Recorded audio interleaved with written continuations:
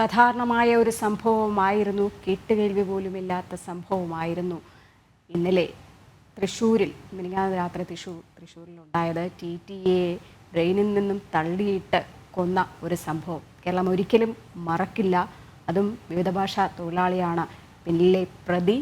ഈ സംഭവത്തിൽ മുഖ്യ സാക്ഷി പ്രതിയെ തിരിച്ചറിഞ്ഞിരിക്കുകയാണ്. ടിക്കറ്റ് എടുക്കാതെ യാത്ര ചെയ്തതിന് പിഴ ചുമത്തിയതാണ് കൊലപാതകത്തിലേക്ക് വഴിതെളിച്ചതെന്നാണ് പറയുന്നത്. വൈരാഗ്യം തോന്നിയ പ്രതി രജനീകാന്ത ട്രെയിനിൽ നിന്നും തള്ളിയിടുകയായിരുന്നുവെന്നും റിമാൻഡ് റിപ്പോർട്ടുണ്ട്. റിമാൻഡ് റിപ്പോർട്ടിൻ്റെ പകർപ്പ് ജനം ടിവിക്ക് ലഭിച്ചു.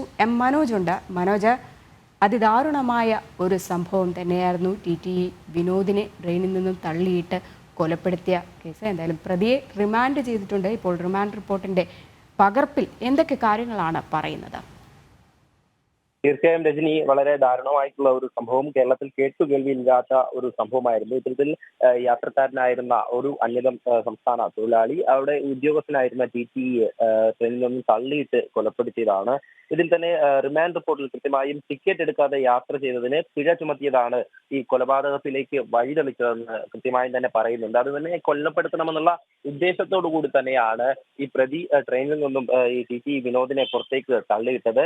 പിന്നീട് വൈരാഗ്യം തോന്നിയ ഈ രജനീകാന്താണ് ഇത്തരത്തിലൊരു ആ ട്രെയിനിനുള്ളിൽ തന്നെ ആ ദൃശ്യങ്ങളിലൊക്കെ വ്യക്തമാണ്, വാക്ക് തർക്കത്തിൽ ഏർപ്പെടുകയായിരുന്നു. ആദ്യം ടിക്കറ്റ് ചോദിച്ചതിനെ തുടർന്ന് ഇല്ല എന്ന് പറയുകയും പിന്നീട് പിഴ ചുമത്തുകയും ചെയ്തു.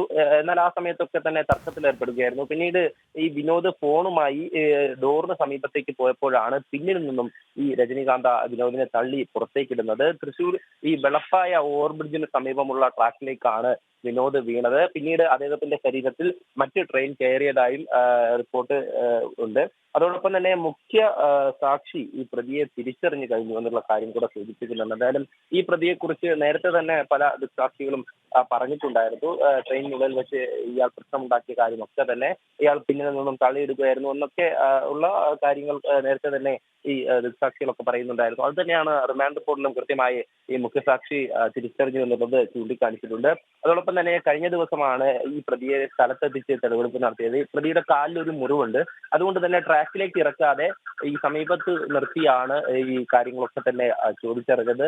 അവിടെ തന്നെ പ്രതി ഒരു ലാഘവത്തോടു കൂടി തന്നെ ഇതൊക്കെ വിശദീകരിച്ചു കൊടുക്കുകയായിരുന്നു. കാരണം പ്രതി ആ ദിവസവും അതുപോലെ തന്നെ പല ദിവസങ്ങളിലും ഈ പ്രതി മദ്യലഹരിക്ക് അടിമയായിരുന്നു. അത് തന്നെയാണ് ഈ ഇദ്ദേഹത്തിന്റെ ജോലി പോകുവാനും കാരണം ഈ കുന്നംകുളത്തെ ഒരു ബാർ ഹോട്ടലിലായിരുന്നു ഈ പ്രതി ജോലി ചെയ്തു വന്നിരുന്നത്. അവിടെ 2 മാസക്കാലമായി ജോലി ചെയ്തു വന്നിരുന്നു. അവസാനം അവിടുത്തെ ബാർ ഹോട്ടലിന്റെ ഉടമ തന്നെ ഇയാളെ പറഞ്ഞു വിടുകയായിരുന്നു. മദ്യപിക്കുന്നതാണ്. ശരി, എന്തായാലും കേരളം ക്രിമിനലുകളുടെ നാടുമായി മാറിക്കൊണ്ടിരിക്കുകയാണ്. 10 സംഭവങ്ങൾ ഉണ്ടാവുകയാണെന്നുണ്ടെങ്കിൽ, ഇത്തരത്തിൽ അക്രമങ്ങൾ അടക്കം ഉണ്ടാവുകയാണെങ്കിൽ അതിൽ 9 പേരും വിവിധ ഭാഷാ തൊഴിലാളികളാണ് പ്രതികളായിട്ട് വരുന്നത് എന്നുള്ള കാര്യം കൂടി എടുത്തു പറയുന്നത്. എന്തായാലും ഈ വിവിധ ഭാഷാ തൊഴിലാളികളുടെ എണ്ണം കേരളത്തിൽ കൂടുമ്പോഴും സർക്കാർ അനാസ്ഥ കാണിക്കുക തന്നെയാണ്. ഒപ്പം പോലീസും കൃത്യമായ കണക്കെടുപ്പോ അങ്ങനത്തെ കാര്യങ്ങളിലേക്കൊന്നും തന്നെ കടക്കുന്നില്ല എന്നിവിടെ എടുത്തു പറയേണ്ട ഒരു കാര്യം തന്നെയാണ്. മനോജാണ് വിശദാംശങ്ങൾ നൽകിയത്.